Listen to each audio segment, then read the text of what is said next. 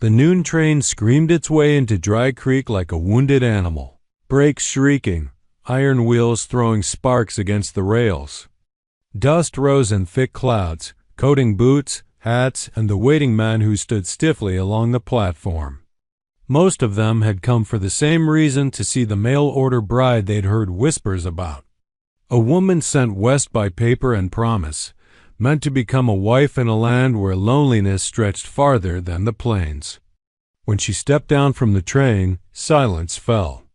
She was smaller than they'd imagined, wrapped in a travel-worn coat, one gloved hand gripping a leather trunk as if it were the last solid thing she owned. Her face was pale from weeks of travel, eyes scanning the unfamiliar land with caution and quiet resolve. She looked like someone who had learned not to expect kindness. But it wasn't her fear that stirred the crowd, it was her shape. Even beneath layers of fabric, the truth showed. The gentle curve at her belly told a story this town wasn't ready to hear. A murmur spread, quick and sharp as prairie wind through dry grass. She's with child, must be mistaken. No man ordered that. She felt the judgment before she heard it. Her spine stiffened. She had known this moment would come. All through the journey west, she'd rehearsed explanations that no one would want to hear. She hadn't come to deceive, only to survive. Among the men waiting stood Tall Elk. He did not push forward. He did not whisper. He watched. Tall Elk had chosen a mail-order bride not out of desperation, but necessity. His land needed a household. His life needed balance. Loss had taken enough from him, family, time, certainty, and he was done letting fate decide alone. When the letter arrived describing a woman willing to come west, he answered with few words and honest intent. Now he studied her face, not her belly. He saw fear held in check by pride. He saw weariness earned the hard way. And he saw courage, because stepping off that train took more of it than most men in Dry Creek would ever need. The station master cleared his throat. "Miss," he said, uncertain. "You're expected?" She nodded. "I am." Her voice was steady, though her hands trembled. She turned slowly, eyes moving across the gathered men until they landed on Tall Elk. He stood apart from the rest, taller, broader, his dark hair bound neatly at the nape of his neck. His expression was calm, unreadable, but not cruel. "You answered my letter?" she asked. "I did," he said simply. The crowd waited for him to speak again. Some leaned forward, eager for rejection. Others smirked, already certain of scandal. The preacher nearby shifted uncomfortably, as if shame were contagious. She swallowed. "Before you say anything," she began, voice catching despite her efforts, "there's something you should know." Tall Elk raised a hand, not to stop her, but to give her space. "I see," he said. Her eyes widened. "Then I see a woman who crossed a continent alone," he continued. "That tells me more than rumors ever could." A ripple of unease passed through the onlookers. She stared at him, unsure she'd heard correctly. "I won't blame you if you send me away," she said. "I was told this was my last chance. I didn't come to trick anyone." Tall Elk stepped closer, close enough that the others could hear him clearly. "This land is hard," he said. "It does not forgive lies, but it respects truth." She nodded, tears burning at the corners of her eyes. "Then you deserve mine." The wind carried her silence across the platform. Tall Elk looked at her belly again, then back to her face. In his people's way, children were gifts, not burdens. Blood mattered, but so did responsibility. So did choice. He turned to the watching crowd. "She came to be a wife," he said, "and she will be. The child she carries will not be turned away." A gasp escaped someone behind them. He faced her once more, voice low, steady. "If you are willing to stay," he said, "then I will raise them both."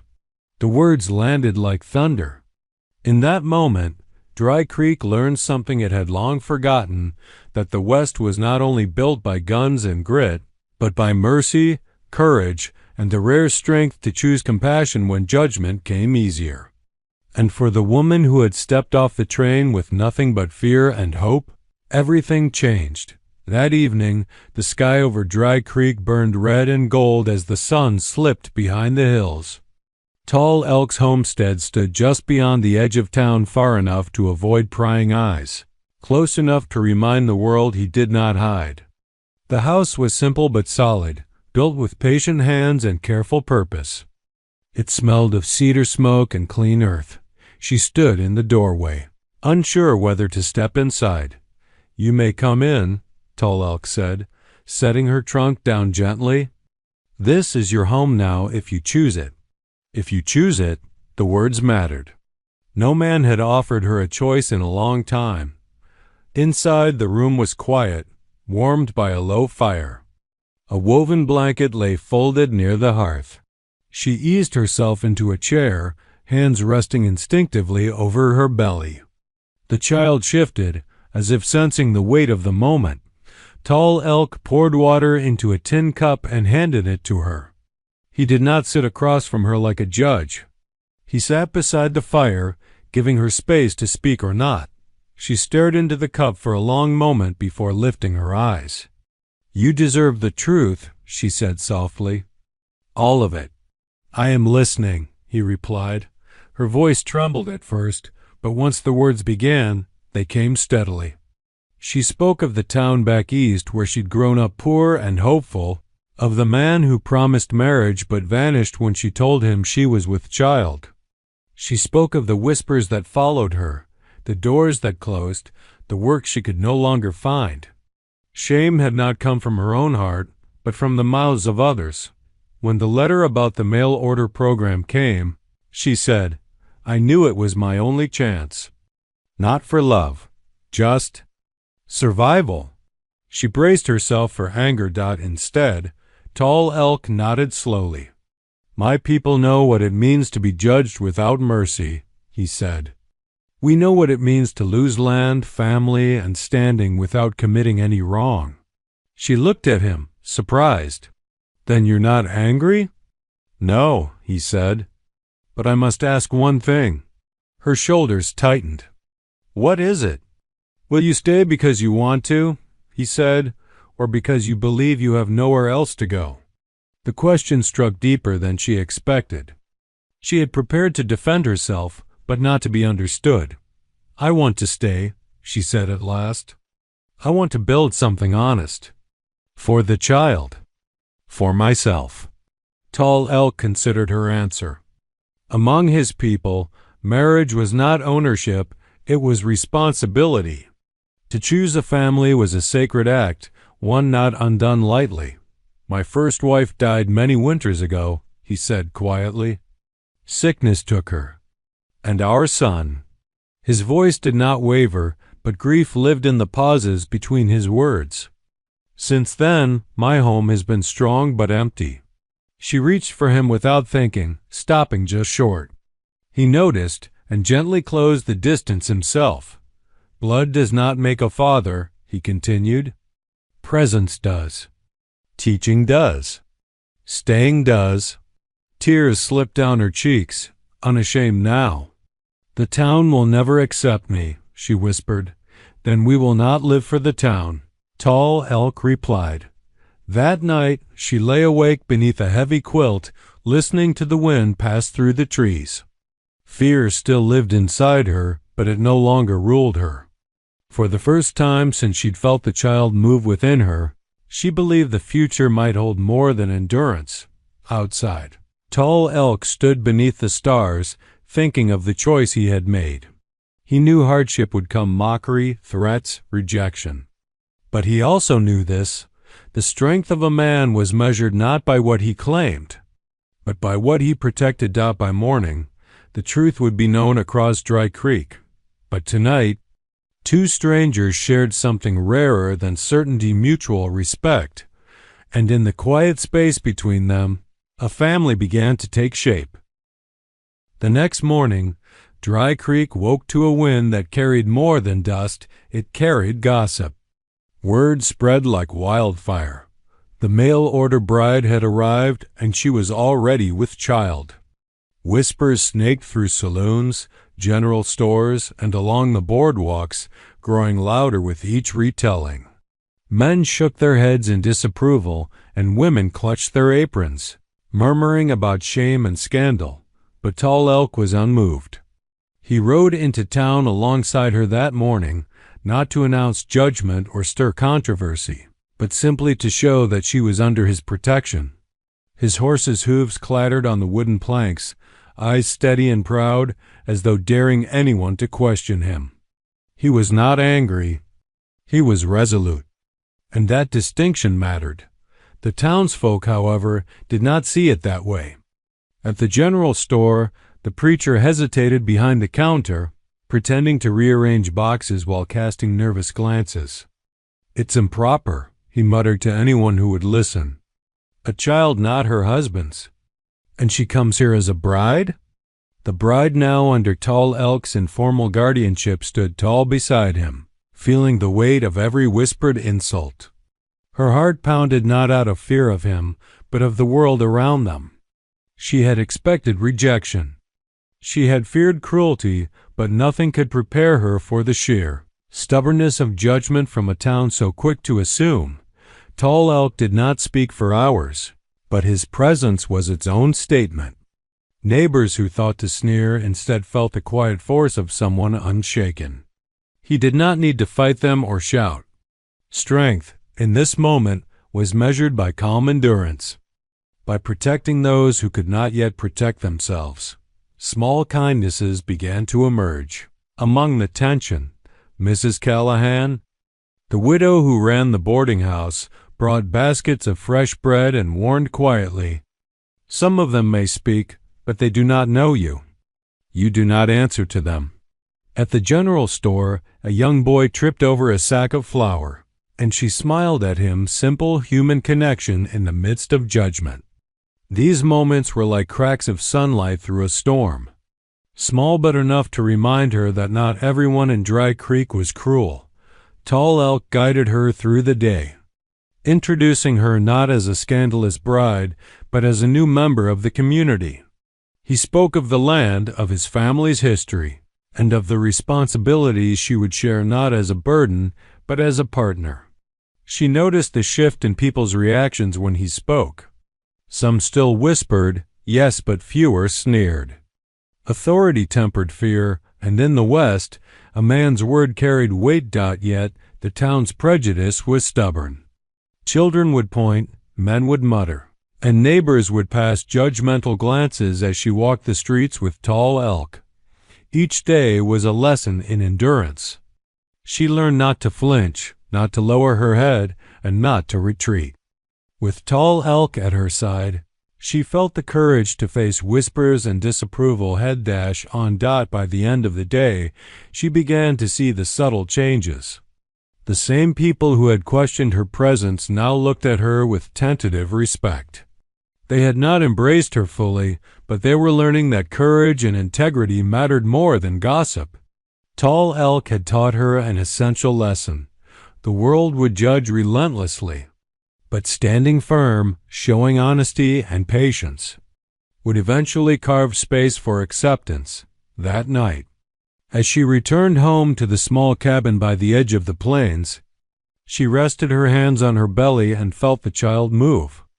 It was a reminder that life, stubborn and unbending, would continue despite the town's whispers.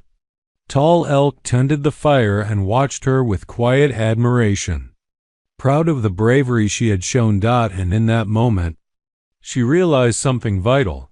Judgment would always exist, but so would those willing to rise above it. Together, they were beginning to build not only a family but a shield against the cruelty of the world.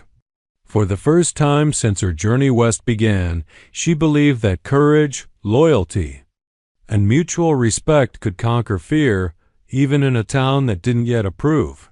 Winter had loosened its grip on the plains, but the wind still carried a sharp bite.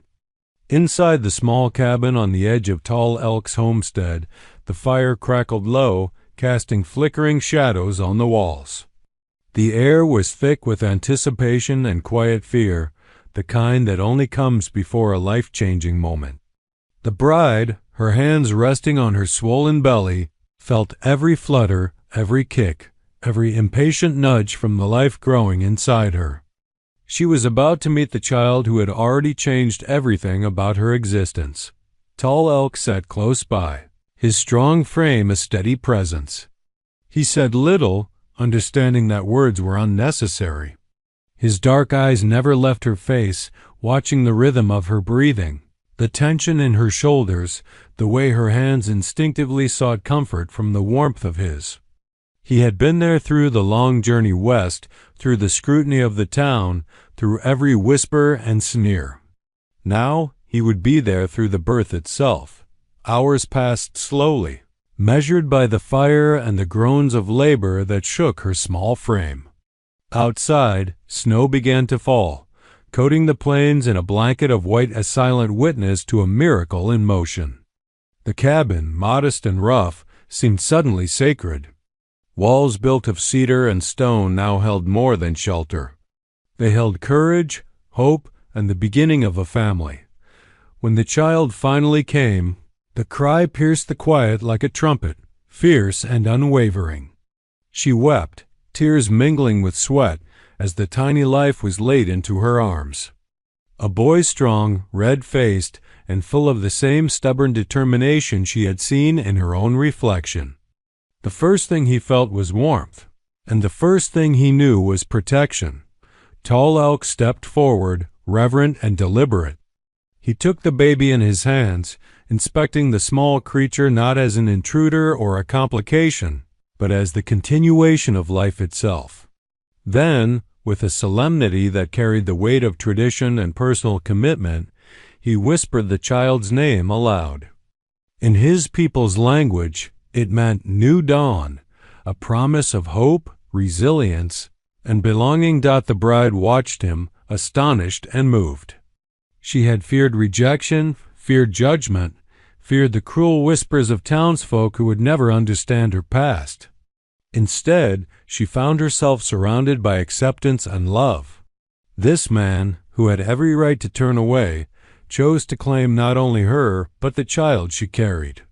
His actions spoke louder than any words could. In the days that followed, life settled into a rhythm. The town still murmured, but fewer voices spoke of scandal and shame. Neighbors began to respect the small family, even if reluctantly. Tall Elk and the bride worked side by side tending the land, preparing meals and caring for the infant. Each moment of shared responsibility deepened their bond.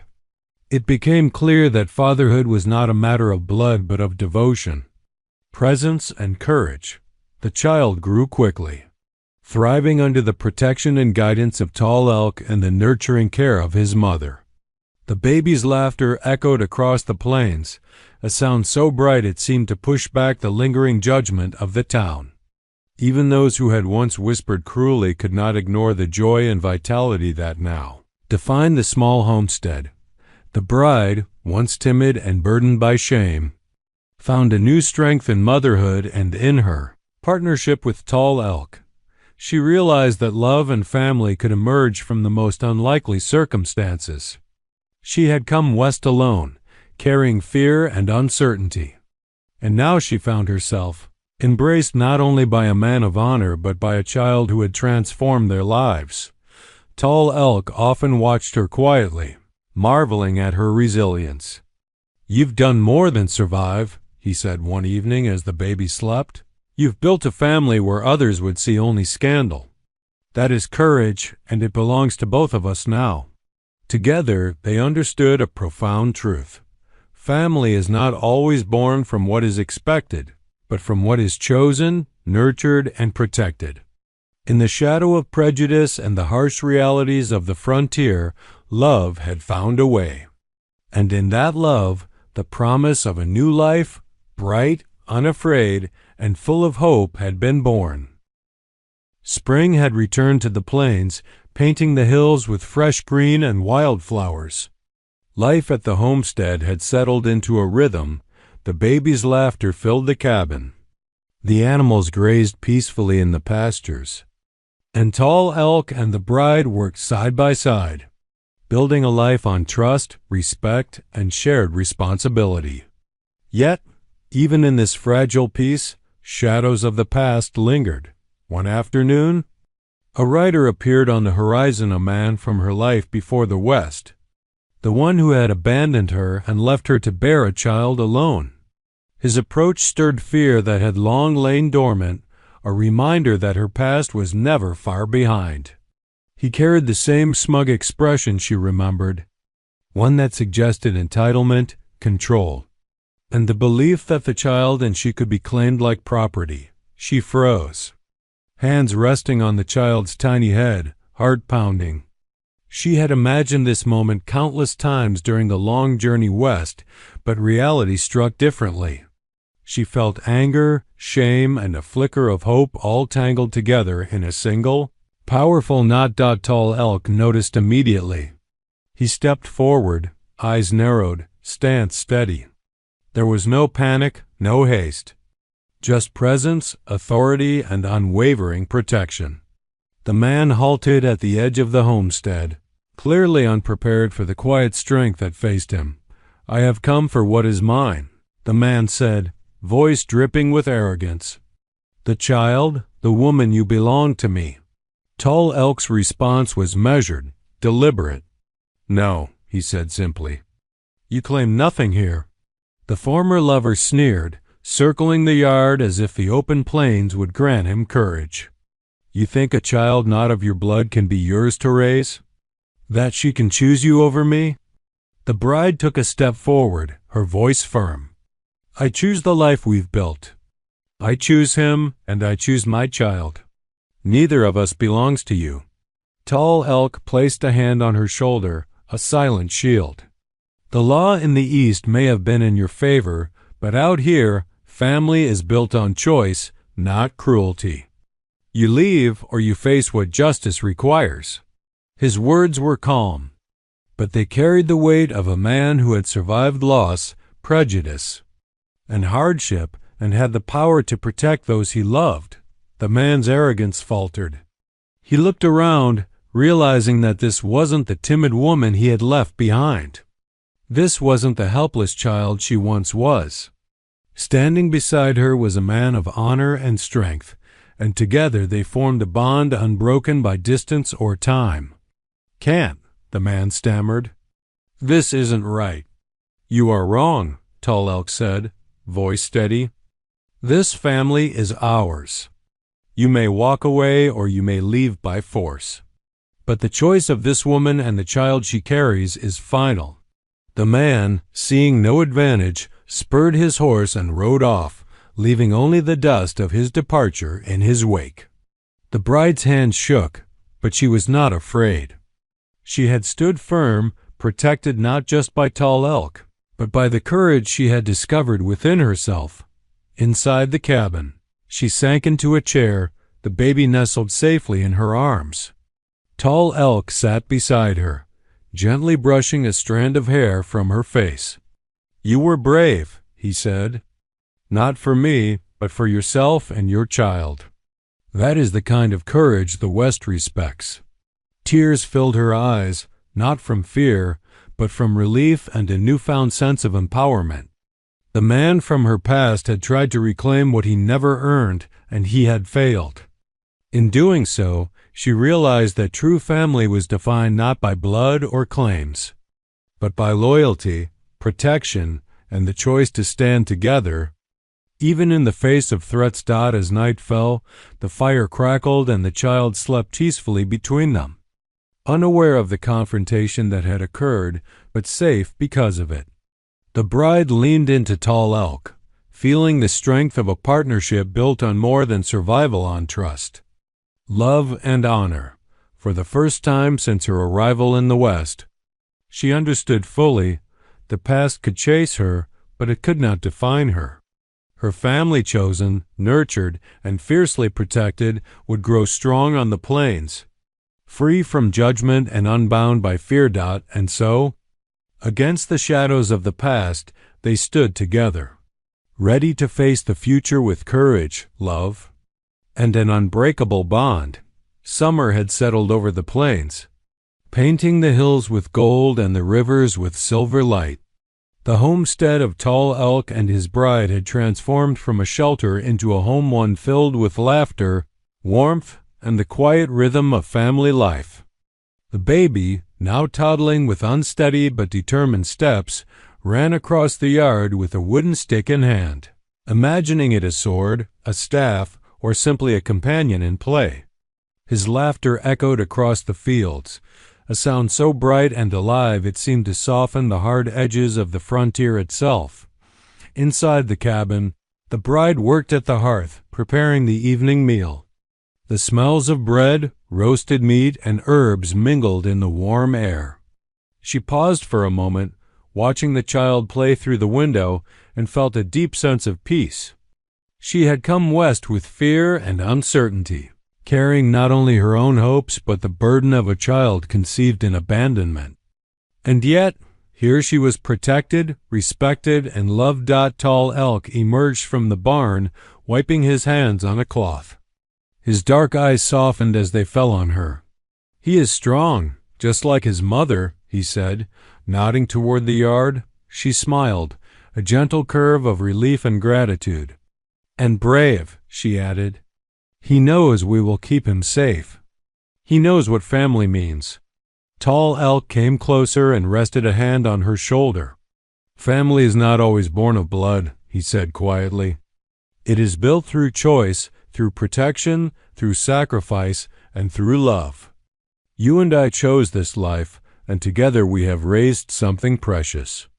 That is stronger than any claim, any prejudice, any hardship." The bride felt tears sting her eyes. Not tears of fear, not tears of shame, but tears of triumph. She had faced judgment, hardship, and the shadows of her past. She had learned the meaning of courage on the frontier, not the flash of a gun, but the quiet determination to protect those you love and to claim your own happiness against the odds. Even the town had begun to change. Neighbors who once whispered now offered nods of respect, small acknowledgments of the life she had built and the courage she had shown. The child, innocent and unknowing of the scrutiny once cast upon him, had become a bridge between two worlds, the traditions of Tall Elk's people and the resilience she had carried from her own.